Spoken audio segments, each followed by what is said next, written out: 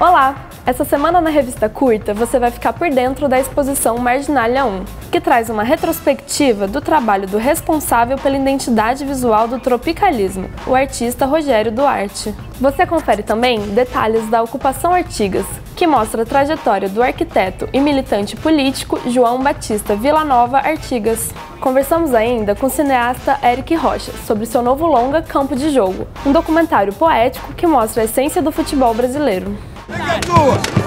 E para fechar, Lúcia Murá fala sobre seu documentário A Nação que Não Esperou por Deus, que mostra a tensão entre a resistência e a modernização na tribo indígena Cadivel.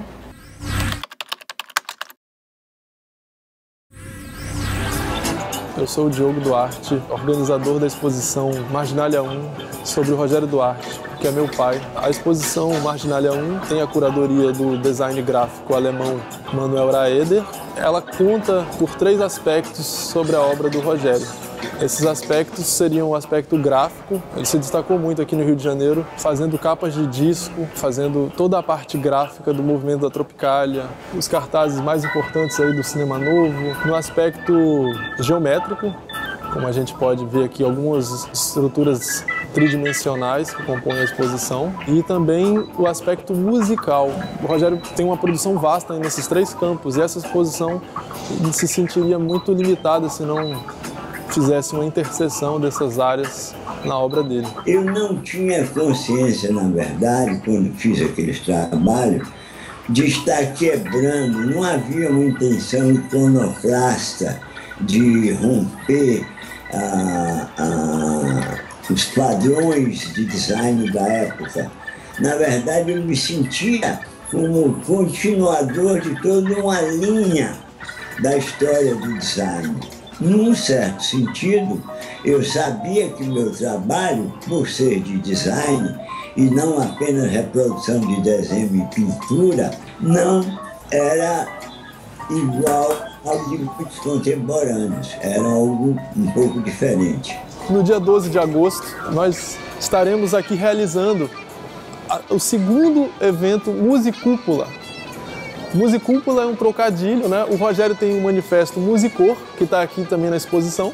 E Musicúpula é dizer que a cúpula também é musical.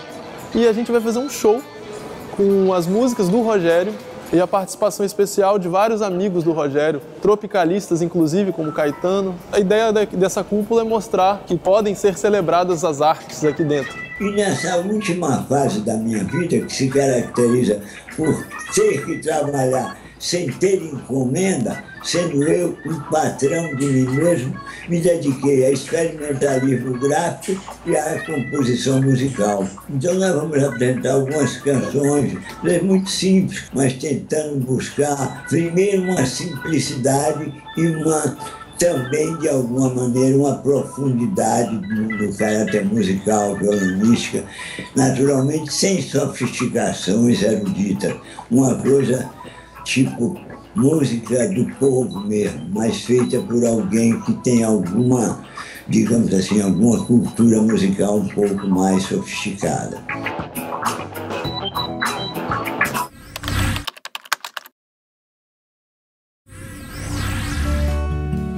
São Paulo, naquela época, era muito pequeno, uma província, na realidade. Era muito pouca gente, todo mundo se reunia na mesma mesa de almoço. Tem até uma foto aí, todos os arquitetos do Brasil sentados numa mesa de almoço. O que caracteriza meu pai com uma militância mais efetiva é que ele foi membro do Partido Comunista. Ele tem uma visão da arquitetura, que eu acho que não é só ele também, tem outros arquitetos que têm, voltada para favorecer, em primeiro lugar, o edifício público, de um lado, e de outro, sempre privilegiar o espaço coletivo.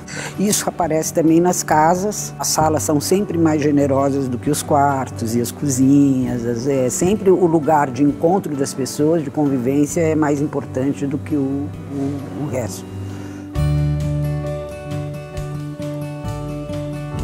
Era uma inquietação muito grande que eu tinha quando eu decidi fazer o filme, até, enfim, quando eu me toquei desse impacto que é ter o Artigas como meu avô, na verdade, que era um pouco sentir como era estar com ele, porque eu não tive essa oportunidade, porque quando ele morreu eu era muito pequenininha, né? Aí a intenção foi um pouco emprestar os sentimentos das pessoas que conviveram com ele e contarem a história para os espectadores, né? Talvez seja até um pouquinho para mim, mas também para os espectadores. Eu dividi no roteiro como passado e presente. O passado é essa contação de história no estúdio, o presente são as visitas às obras. Nas visitas às obras, os espectadores contam como eles reagem às obras do Artigas, né?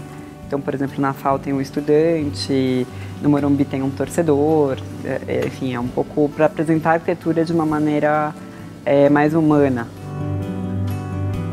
Ele não parava quieto, ele estava sempre tendo que produzir alguma coisa, né? Ele era, no fundo, uma mente muito inquieta. Ele tem um viés de um artista no melhor conceito que a gente pode pensar de um artista, né? Aquela pessoa que está sempre querendo mais, que não quer se repetir, que está sempre querendo ir além, está sempre querendo se superar, está sempre querendo... E no caso dele ainda tinha um benefício de ele querer alguma coisa melhor para a sociedade, né? Então ele também estava sempre tentando buscar o mundo melhor, enfim, conceito até um pouco clichê hoje em dia, né? Mas eu acho que sim, que ele era essa pessoa que queria um mundo melhor, enfim. Ele lutava por isso, ele tentava colocar isso em prática, na verdade, né?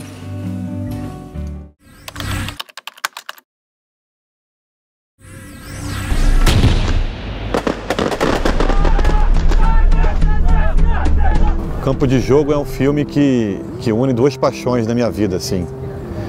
Duas paixões, uma paixão de infância, que é o futebol, e uma paixão de adolescência, que é o cinema. É um filme que fala das minhas memórias, né? Ele é esse encontro, né, entre o futebol popular, de pelada, de várzea, o cinema e o Brasil. Filmado no Sampaio, bairro que fica na zona norte do Rio de Janeiro. O filme todo acontece a partir da final desse campeonato de comunidades que é jogado nesse campo, nesse bairro. É por isso que você não é escalado na federação, porque o seu nível técnico está horrível. A gente achou interessante esse jogo final como estrutura dramática mesmo, né? Uma história com começo, meio e fim. Talvez esse seja um ponto em comum, assim, essencial entre um jogo, a história de um jogo e a história de um filme, né? Ambos têm uma estrutura dramática, ambos têm personagens, ambos você tem uma poética que acontece ali, que é a poética do imponderável, porque ninguém sabia para onde ia esse jogo. Então acho que aí é onde tem uma conexão interessante, que era um desejo assim desde o início do projeto, que é do cotidiano e do épico, né? Você tem um jogo de futebol de pelada na periferia do Rio de Janeiro, um simples jogo, né, de domingo, e você tem a partir daquele jogo, você se cria, você tem uma expressão estética, né? Você tem um filme ali. E paradoxalmente, o que eu acho que foi um grande achado e também uma coisa que acho que o filme ganhou uma camada política a partir disso, é que esse campo fica localizado muito perto do Maracanã. Você tem um contraponto, são dois futebols, né? Você tem um futebol do que se tornou o futebol, uma indústria corrupta, milionária, e Campo do Sampaio, onde está o futebol popular, é um espaço de resistência. O filme está chegando numa boa hora. Né? Eu acho que ele pode contribuir um pouco para esse debate político, né, da questão do futebol, que é o futebol, na verdade, reflete o momento do país, eu acho. Um momento onde está faltando imaginação para o país pensar. O que é que nós viemos fazer aqui hoje? O que é que nós viemos fazer aqui hoje?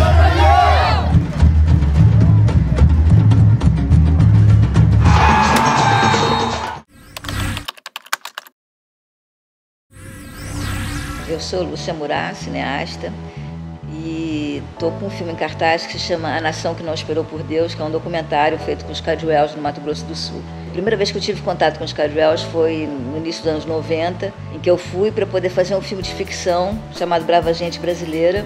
E foi um filme que me tocou muito, me impressionou muito, que era um filme sobre um fato real que tinha ocorrido no século XVIII e que eles trabalharam no filme fazendo o papel deles mesmos, né? E esse documentário que eu estou lançando agora é um documentário que é uma espécie de 17 anos depois que aconteceu com eles, entende? Quer dizer, a eletricidade chegou na reserva, com a eletricidade chegou a televisão, tem 5 igrejas evangélicas na reserva.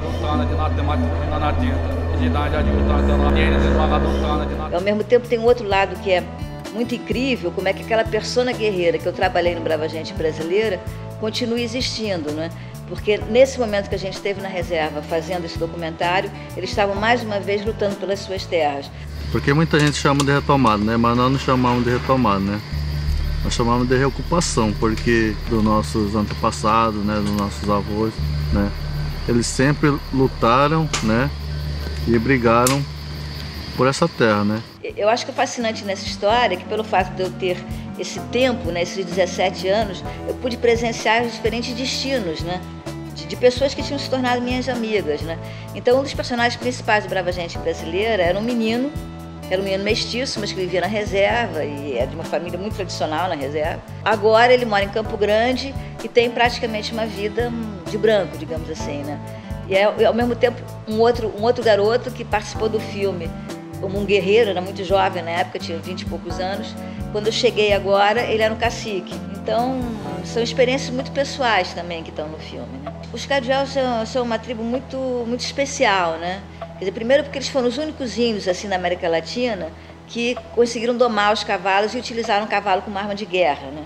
Eles eram guerreiros, quer dizer, antes dos espanhóis e portugueses chegarem. Eles tinham essa tradição guerreira mesmo na relação com outras tribos e tal, eles escravizavam outras tribos. E talvez por isso eles foram capazes de domar os cavalos e utilizar os cavalos como arma de guerra. Ao mesmo tempo, eles têm uma pintura lindíssima, né? E talvez por todas essas características eles foram muito, eles foram muito observados, digamos assim, né? Pelos antropólogos, né? E dois antropólogos incríveis estiveram com eles nos anos 30. Um foi Lévi-Strauss e o outro foi o Darcy Ribeiro, né? E uma frase que me impressiona muito no Lévi-Strauss, num trecho que ele fala, e que eu senti particularmente, é quando ele diz que realmente é um privilégio você poder vivenciar uma outra cultura, né? Acho que ao momento que você vivencia uma outra cultura, você sabe, você tem mais noção da sua pequenez, né? Você tem mais noção do seu limite, né? Do seu tamanho, né? E eu acho que essa experiência eu tive com eles desde a primeira vez que eu estive na reserva, né? Deus falou, amanhã eu venho aqui com vocês, vou distribuir ferramenta para vocês. Aí os terenos esperou, os outros índios esperou, vocês que são brancos esperaram Deus chegar. E o Cadivel não.